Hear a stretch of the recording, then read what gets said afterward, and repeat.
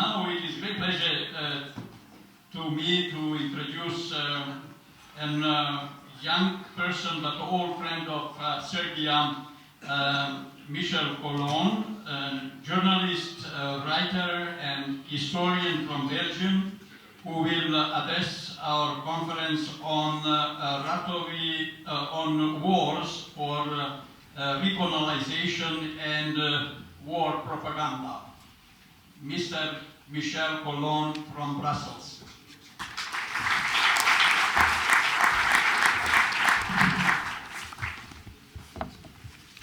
Hvala lepo. 16 years ago, I was here in Belgrade with a delegation of 15 Belgians while NATO was bombing your country, something you can never forget.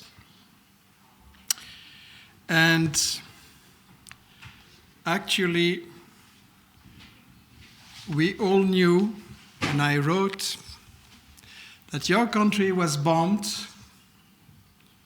with a lot of media lies and disinformation campaign, but actually your country was bombed because it didn't want to be on the knees before multinationals. You wanted to keep social justice. You wanted to keep your army and your independence and not become a member of this gangsters association called the NATO. And you didn't want to help NATO and the USA to encircle Russia, what had started already, plus, of course, the strategic position of the Balkans. So, coming back here, I wish to thank you deeply for the resistance you have brought to this NATO aggression. And of course, I know times are not so good, but history is much longer than our lives, and you maintained hope, and I'm sure the sun will come back. There is one thing, Mr. Javier Solana was right. When the war in Bosnia finished, he wrote, "The experience acquired in Bosnia will serve as a model for future NATO operation." This was right. Actually, I wrote in this book on Bosnia that NATO would attack in 3 directions. Excuse me. Towards Russia and Caucasus, towards Middle East, and towards the South, the Third World in general. And this happened. NATO attacked one country in Europe, Yugoslavia, attacked one country in Asia, Afghanistan, attacked one country in Africa, Libya, made military maneuvers against Venezuela, and they would have attacked a lot of other countries if they were not stopped.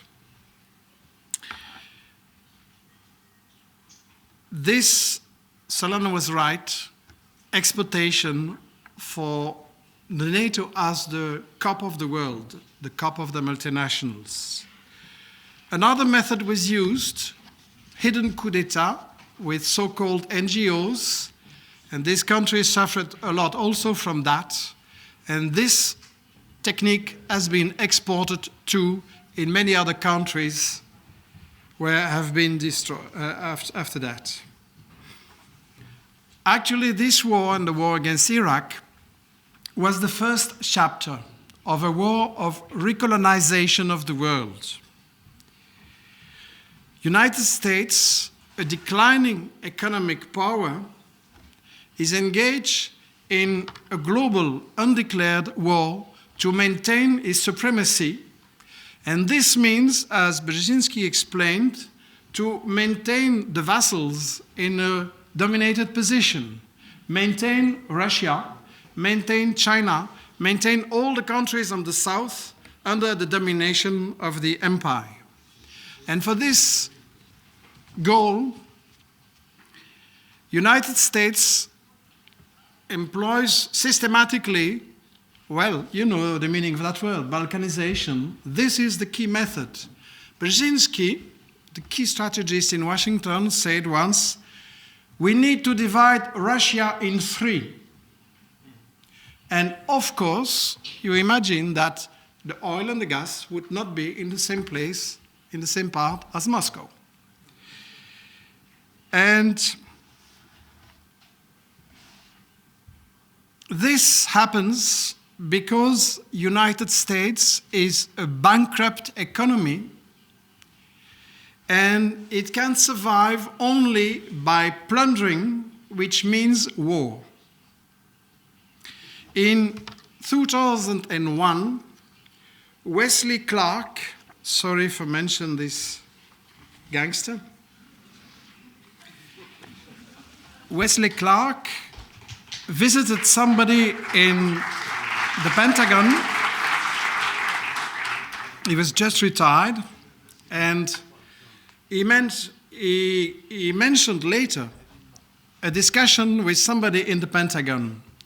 I just received, he said, a memo from Rumsfeld.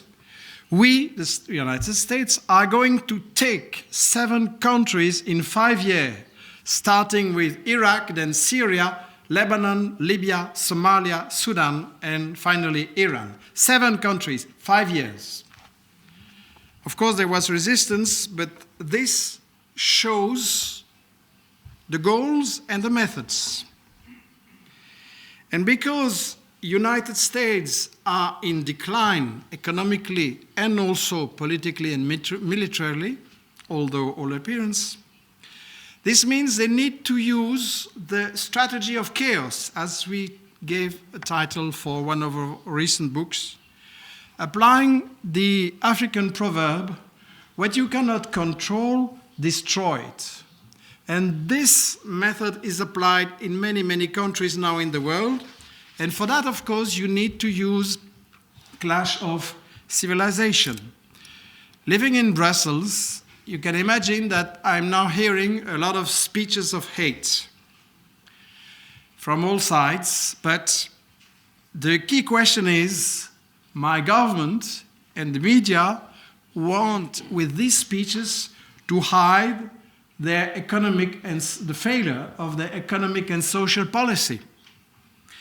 The office of investigation, my team, is in Molenbeek, the most well-known part of Brussels now in the world, with a media campaign. I have no problem living there. It's very nice, very quiet. Of course, gangsters can hide there. They can hide also in Monaco and in Paris and in London. But all the people are very nice. But there is a problem in Molenbeek. Poverty, huge poverty. Half of the young people of migrant origin, they have no job. They can't not get a job. Plus the racism with this. So, and we had years of neoliberalism and suppression of every social policy. So, you cannot send young people from 18, 20, 25 in the street all the day and be surprised if they are influenced. And you cannot be surprised because they are influenced by the hate speech spread by Saudi Arabia and Qatar, our good allies, our government and our businessmen and our media. They go anytime in Riyadh, oh, nice, Saudi Arabia moderate with all this financial of the hate speech and the intoxication of this poor young generation. I insist, those young people who commit those horrible acts, they are victims too, really, they are victims.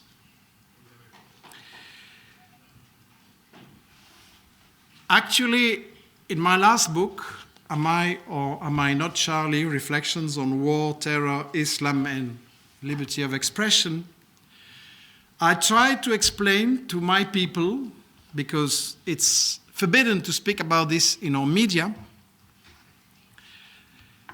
I tried to explain that what is called Islamism, and this is not a good word because it has nothing to do with religion, is a fabrication of the USA.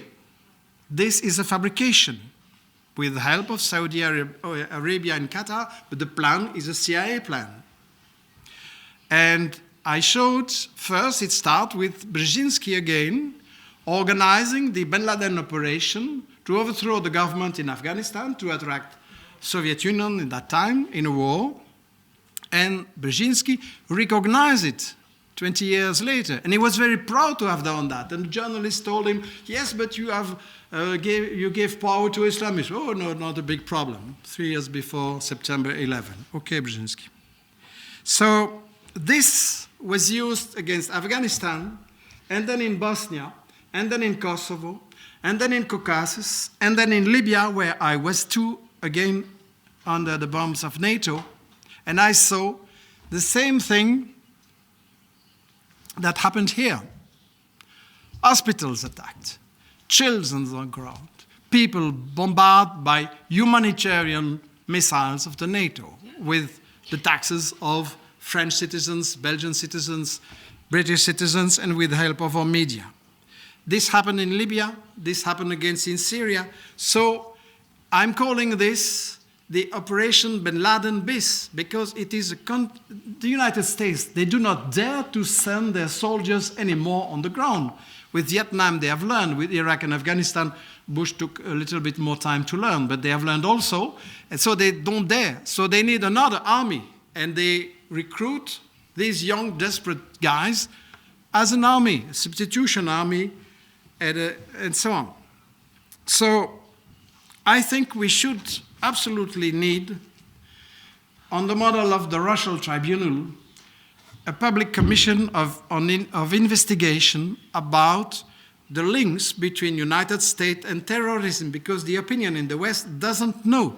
It is very, very important. And of course, this war of recolonization needs the classical strategy of the colonizers: divide and rule. In Yugoslavia, you have a lot of experience about this divide and rule, so I don't need to explain. I would like to thank Mr. Yakunin for mentioning this morning that it is not about clash of civilization. It has nothing to do, and it is not about religion, because George Bush, the Christian, made a war against the Muslims of Iraq. Shall we send all the Christians into hell for that? By the way, Bush made war in the name of, tried to assassinate Hugo Chavez, a Christian. And by the way, Muslim Saudi Arabia is helping United States against Palestinian Muslims. So it has nothing to do with religion. It has just to do with business and the dollar. And in front of these hate speeches, we need, as it was said, more fraternity and struggling together, fighting together for peace, all together. I mean Christians, Muslims, Jews, non-believers, everybody in the same struggle for peace and social justice. I would like to mention that this war of recolonization is not only a war of United States against the world. It is also a war of 1% against 99%. In these days, in Brussels, you have many comments. How is it possible that Europe cannot find a solution for the problem of these migrants who are coming into Europe? Strange. They cannot find a solution. The reason is they are creating the problem. They are not the solution, they are the problem. You cannot destroy Syria and Iraq for imperialist goals and then be surprised that the people cross the Mediterranean to try to save their lives and their families. There is not only wars, there is also neocolonialism. You cannot destroy the life of the peasants in Africa by throwing a lot of products, by plundering their raw materials and not paying them, and by controlling their countries with dictators and corrupt leaders and so on, and then being surprised that these people say, well, we cannot live in our country, so we are going to try to save ourselves coming into Europe. This is pure hypocrisy. They are not the solution, they are the problem. I would like to say, in the last part of my intervention, the crucial importance of the battle of information. Donald Rumsfeld once said, you see I have good quotations, Donald Rumsfeld said, "Internet is a war." He was right. And the United States consider now Internet as a war. We have published recently a book about the manipulation of the revolts in Tunisia, Egypt, and so on by the United States with the complicity of Facebook, Google, and Twitter, and so on. This has to be studied. Those who know my books before know that, from my experience, I have taken this conclusion. Each war starts with media lies. Wars do not start with bombs, wars do start with media lies. And in Yugoslavia, you had Račak, you had Rambouillet, and all this story about they don't want to negotiate, we try to find a solution, they are making massacres, we are just helping the victims, and so on. I may tell you, this happens in every war that I have studied after this, and actually, this is organized by PSYOPs, psychological operations experts. And this follows the what I've been calling the 5 principles of war propaganda.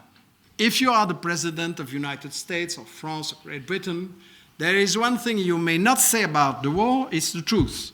You may not say we are going there for money, for oil, for minerals, for strategic position. You will have no support. The 5 principles of propaganda war is first, hide the economic interests. Second, hide the history, what colonialism did in this area. Third, demonize your enemy. Fourth, pretend that you are coming for the victim against the aggressors. And 5, monopolize, impede the debate. Impede, if there is a war, there are 2 opinions at least. But in all media, you have only one, the good ones. And the other one, you may not hear them. 5 principles of propaganda war. In 2000, approximately 1 year after the war, I had the pleasure to have in Brussels a public debate with Mr. Jamie Shee, the speaker for the NATO. You remember him. I had also the pleasure that after approximately the half of the debate, he was so obsessed by the arguments and the facts that he ran very quickly, and this was recognizing that he had been lying. And actually in the debate, he did recognize that it was propaganda. But I was not happy, of course. This was coming too late. So my conclusion is, what do we need now? If we do nothing, they will continue. And we have been talking about Cold War. I don't find it so cold. Of course, not many Europeans are dying. But if you consider the South, some people say 40 to 50 million people have been dying because of the wars of the United States. Of course, it could be worse, but it could be better. And I think what we need is study the strategies of the United States in a very complex and fast-changing world. But I have no time to study that, to talk about this. Study the CIA methods to destabilize countries, overthrow governments, and manipulate the public opinion in the West. But no time for this. I would just like to develop one point. And also, of course, we need to build an anti-war movement. We never had so many wars, and there are no demonstrations anymore in Brussels, in Paris, or in London. The movement has disappeared. I think to rebuild this movement, the first question is the war of information. Investigation, the small team I have created in Brussels, is making a newsletter, a web page. Everybody can subscribe by giving the email. It is in French, in Spanish, a little bit in English, little bit in Arabic. We would like to realize it and translate it in other languages, so this is a call for help. We are publishing books in French and Spanish. We would like to publish them in other languages here also. And we are starting video channels. Since television is completely under censorship, we need that to attract the young people, to present the voice of the victims, to present the voice of those who are demonized and who don't receive the word in my media, in my country.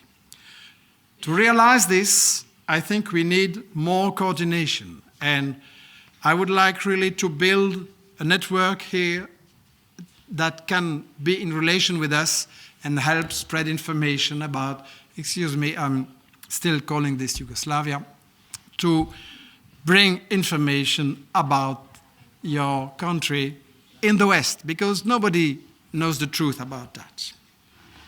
Building a network is not a task for specialist journalists or strategists and so on.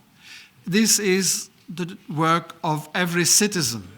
Really, with internet now, we may not leave the information to the Western media. It is too important. We have to do it ourselves, and we have to engage all in this war of information. So I thank very much the organizers for this very good initiative. I hope that also in the daily work we have the participation of more women, more young people, and more non-white people also, because if we talk about international peace and fraternity, we need to have participation of everybody. So my conclusion is this. I have studied the impact of the media lies against your countries and the destruction of your country. Since that, I have studied the media lies against many other countries, and I hope I will not finish my life only studying media lies, but also building a bridge for good information, peace and justice. Hvala lepo.